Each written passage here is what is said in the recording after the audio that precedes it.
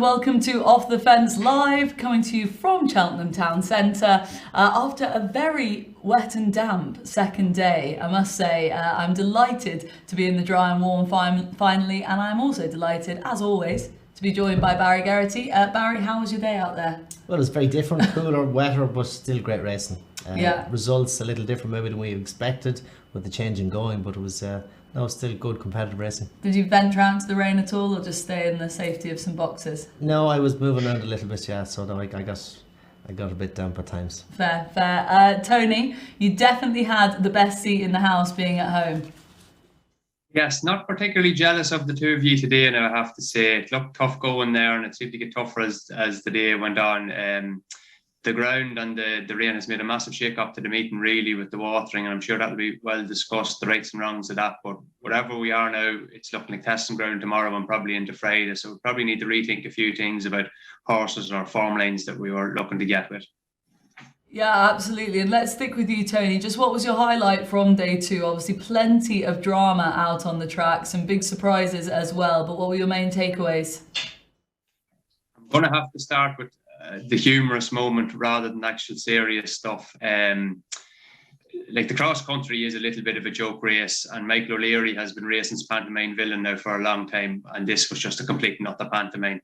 So he's got this absolute hero of a horse going for I don't know how many consecutive wins at Cheltenham and what have you, dual Grand National winner, and he comes and beats it with his own horse, who earlier on in the season had been sort of the source of a little bit of a fallout, seemingly with himself and Jack Kennedy over Jack Kennedy's proposed ride on Manila Indo in the Gold Cup. Gordon Elliott claiming that Delta Work was going to be a Gold Cup horse, and actually turns out to be a cross-country horse to come and beat his own at the end of it. You can but laugh at the whole thing. And I just get the sense there's a little bit of karma going on there, messing a bit with the racing gods have been not running this horse in the Grand National and all this stuff. So yeah, I did actually find that quite humorous. It felt a little bit like Pete Gigginstown, this race this afternoon. I think a lot of people on the racecourse would have concurred with those thoughts, Tony. What were your takeaways from the day, maybe away from the cross-country chase? Some star performances? Well, I suppose the shape of the complexion of the champion chase changed when Shishkin pulled up, and then for Shachar Prosperity and St. Patrick, changing tactics when Energumene dropped in. That was really interesting. The ground was always going to be in his favour, and it was just brilliant for Willie to get the champion chase monkey off his back. Good performance by the winner. It wasn't vintage, and it's great to see Envoy Allen show a little glimmer of hope again. He could be on the rebound. A little glimmer only, I think. Only a little one, but it's a long way ahead of where he was with his performance the last day, beating the Big Horse of Gardens, Battle Over Diane. Oh yeah. That's not good form. Where today was, as I say, a glimmer of hope. And just sticking with the horse in the same colour, special mention to Sir Gerhard. It feels like a long time ago, but winning the first today, that was probably one of the most impressive performances of the day.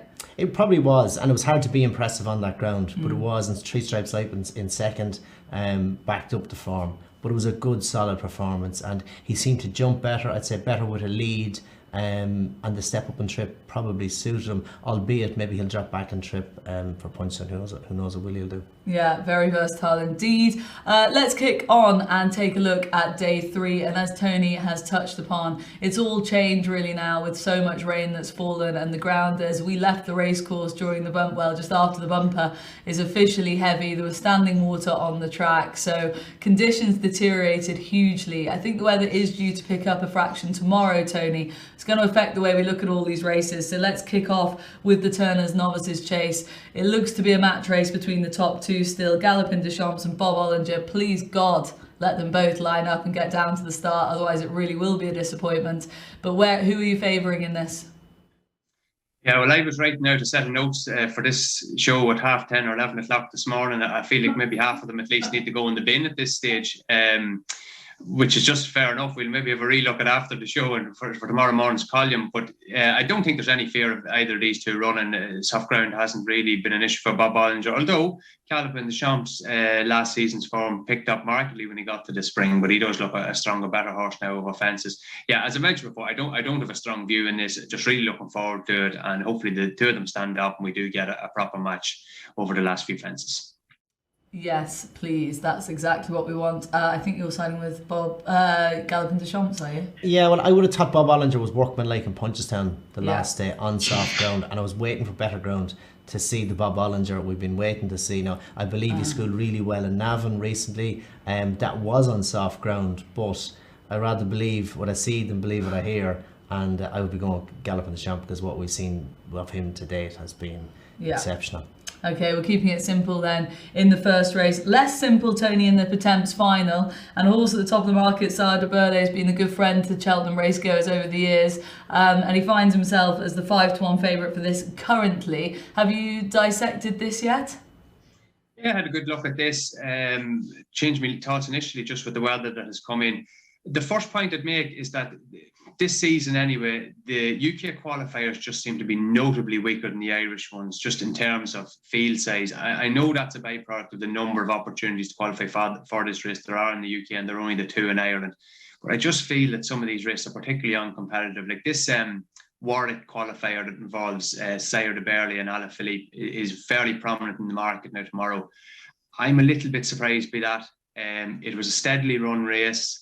There were only 7 runners. The winner, Sporting John, had been well beaten on his previous start. You had the second and third, you had the Jam Man and Third Wind, who look very exposed, and both of whom have been beaten since. So I'd be kind of inclined to oppose that and look maybe more towards the Irish qualifiers. And I do think Gordon Elliott, he's got a tremendous record in this race. In his own name, I think he's had 10 runners in it. 3 winners and 4 more places, and Denise Foster would have placed horse last year as well, prepared by Gordon Elliott. So the 2 that I looked at, first of all, initially, I do like the look of Sassy but Classy. The ground may not be ideal for her, although she has form and heavy going back. Her form really has taken off since the blinkers have gone on, been very consistent, won the Punchestown qualifier. But it's not so much that win there as her run at Navan the last time, over 2.5 miles. I thought the trip looked way too sharp, and it was probably a race she should have won. She got quite badly hampered jumping 3 out as one of her rivals jumped across and finished out really strongly to the lane. Now, that has worked out one of the best pieces of handicap ordered form in Ireland this season. The second went on to place in the Leopardstown qualifier. You had Bread and Butter, who's been a staple in these races all season. You had the Very Man, who won a similar race back at Navan in January, and you had the Imperial Cup in her surprise package. I think he was in 7 or 8. So she looks, if she handles the ground, a big player. And the other one who initially I really had struck a line through because of the ground is Dunboyne. He's been eye-catching the last twice, meeting kind of trouble in running, and it just looks a real soft ground horse. And he and another horse will come to later, where when I saw the weather coming in, there were 2 horses that I thought, well, they're really going to be suited by it. And I can see him running a big race now on ground that probably won't suit them all. Okay, so Dunboyne and the horse named after me, Sassy yet Classy. That was an easy joke, I'm afraid to make. Are you going elsewhere other than your old friend Sire de Burley? Won this race back in 2020? Won it twice, 2020 and 2019. Nice. The ground, the soft ground wouldn't be ideal for him. Okay. And I agree with Tony with the strength of the Warwick race, the qualifier there. Dunboyne was the one I picked out. For me, he's running without a penalty. He should have won either of his last 2. Bad mistakes at the second last. In trouble in running then on the turn in on both days when trying to recover. For me, and was well backed. For me, on 10-4 on his back.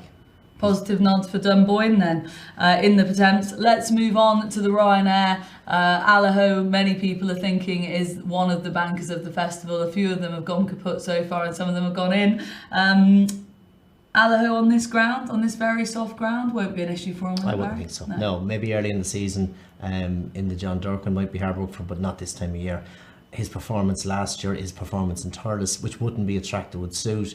Ground was even drier than ideal. So for me, Cheltenham's his place, brings out the best, and we saw that last season. What will be second? Conflated if he is to maintain the level of form he showed in Leopardstown last time, and Shan Blue obviously was running Weatherby if he's to run to that level as well. But for me, Allaho all the way. Okay, and on this ground, Tony, I know you've given a positive nod to Eldorado Allen prior in the preview show, but would he be one to appreciate this ground? Yeah, confidence in him would have waned a little bit now looking at the ground. I'd still be very keen on Allaho. Basically everything Barry said, the tongue tie has gone on. He looks a different horse. Perfect preparation for it. He's been there, done that, and looks very solid. Should take all the beating. Okay, let's move on then to the Stayers Hurdle. Big race, the big championship race anyway, on day 3. And the market still hasn't really settled that firmly on anyone, Tony. We've discussed this all winter. Flooring Porter is still the 4-1 favourite at the top of the market. And but I suppose now it's a question of who is going to really appreciate and handle this sort of ground that we're going to get tomorrow. Because by this point in the day, if it's been dry on top of the rain we had, it could be fairly holding testing ground. Yeah, again, I wasn't fancy anything for this race this time yesterday, but the ground has decided for me. I'd like to be a Peter Fahy's mare, Ryle. I think she'd absolutely relish it. Loves the soft ground. I think it'd be against Philip Hobbs' horse Time Hill. I've been looking to oppose Classical Dream and Flooring Porter in this for a while, and I'm happy enough doing that. And I think a good boost for Peter Fahy's horse's form today with Ashdale Bob running so well in the Coral Cup, shaped tremendously, really. I think she has to have a massive chance getting the allowance. And the other one, just a mad one I would throw into the mix at a price, is Song for Someone. Hasn't been at his absolute best this season, but for a little while now, he's been looking at like a horse that's crying out for at least further than 2, and certainly 2.5 at least. So I think he has a chance at a mad price. The ground is going to equalise a lot of their abilities tomorrow, and wouldn't rule them out. Yeah, I think that's a fair shout at a sneaky sort of bigger price each way horse for that race. Where were you siding with this, Barry? There's a good few angles to go on this. I felt Champ does reports that his work has been really good in the last couple of weeks. We obviously know all about Classical Dream and Flooring Porter. Champ on the ground? Champ on the ground. I think just wonder at this stage in life, will it actually be a help to him with his issues? It's not a confident nod for him, but I would recognise that the fact that he's working well, and I just wonder about the ground. But Flooring Porter and Classical Dream, to me, are the two horses. And this start is going to be so tricky, with both of these being absolute head cases. But you'll come back down to the junction at the back of the last fence, you walk back up. There's about 300 yards of a walk to get to the start. These two boys either could make a I mean, run it's probably for betting stage. Suspended on a false start at this point, even before the race. Well, yeah, so that's what I just feel. This, for me, is a betting and running. If both get away, and Flooring Porter gets away in front where he wants to be, and Classical Dream gets away 5th or 6th where he'd like to be, I'd be on Classical Dream in that situation. But I'd be happy to wait until they've all got through the start, and maybe even jump the first before you decide to have your bet on, maybe. Yeah, I think a lot of people will be playing it the same way. Let's move on to the plate handicap, the next big handicap on the card. The Glancing Queen at the moment is top of the betting, Tony, and had a form boost this week, obviously, as well. I'm not entirely sure about her on this ground, and were you looking elsewhere in this? Yeah, not a race of a strong opinion on. I would tend to agree with your concerns about her on the ground.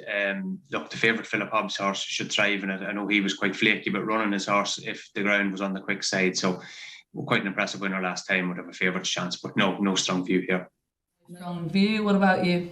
Yeah, I kind of struggled to find the one, and I kept coming back to Imperial Alcazar. Okay. He got £10 for winning the last, which isn't ideal, potentially exposed, but I thought they were an exposed bunch. I'd rather be following in a recent winner than something that's been struggling. So I tentative choice would be Imperial Alcazar. Yeah, I can see the case for him. The Mares Novices Hurdle, Barry. Dino Blue has made her way to the top of the market, and Brandy Love has drifted out to second best. It wasn't that way in the anti-post markets building up to this, but there's been a lot of hype about Dino Blue, and that the money seems to have come for her as well. It does. I suppose the fact she's only had the one run over hurdles is a big thing, because you have a big field here. I know I rode Epatant a few years ago, and she's a red hot favourite. She'd had 2 runs over hurdles, and she got lit up on the day, didn't jump well, got completely stuffed. So I'd have a little bit of a concern there with so many runners. So I thought Party Central has the experience, ridden from off the pace, which I think is very important in this race. Something that takes their time, because they generally go a bit too quick, and you're on the new course, test of stamina, and jockeys can ride these mares like open horses and just go a little bit harder when they need to be more mindful. So I'd be looking for something that drops in, takes the time, and Party Central might be the one for me there. Interesting. Are you abandoning Dino Blue at this point, Tony?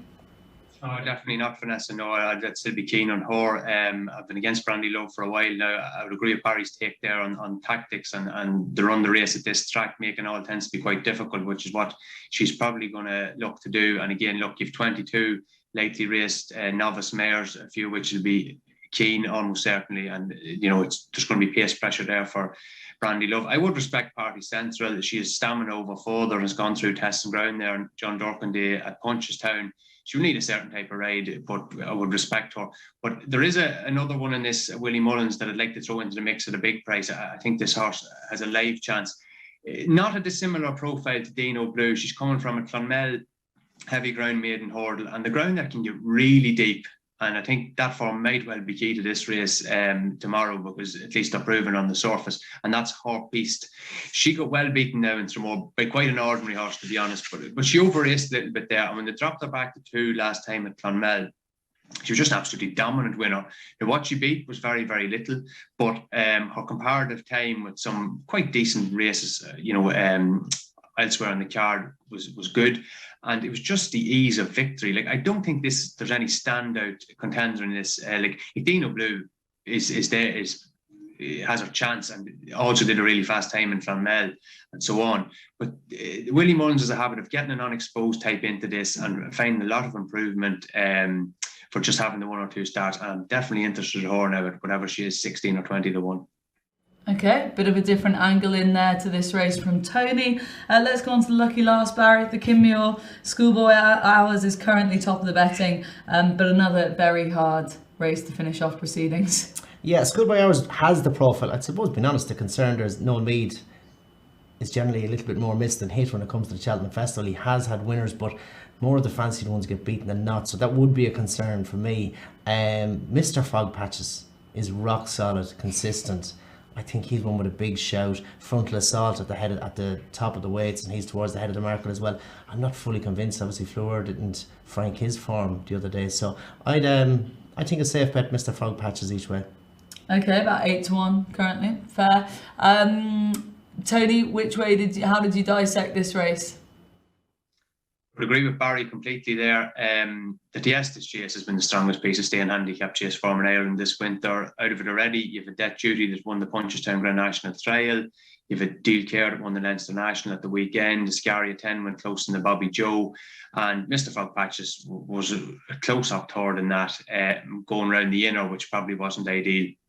He's got course form there. He ran back just at the back end of last year when he was second over the track.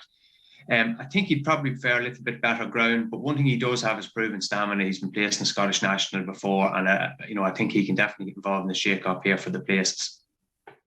Okay, very good. You boys kind of agreeing on a few horses for tomorrow. I like it. Bit of confidence behind the off-the-fence team. That could be fooled seldom differing. Well, there is that. Best bet of the day tomorrow, Barry? I think Dunboyne in the Pretense. Oh, okay, strong. Like it. What about you, Tony? Yeah, let's just go with the 2 soft, heavy ground horses, kind of an each-way double on Dunboyne and Ryle Cahala. Like it, an each-way double, lovely. That is just what we have you on the show for, Tony. That brings us to an end of this episode of Off the Fence. Thank you very much for watching, everyone. Do stay tuned. Tomorrow night we'll be back for more. Stay warm, stay dry, and hopefully tomorrow's weather will cheer up a bit. But in the meantime, thank you very much for watching.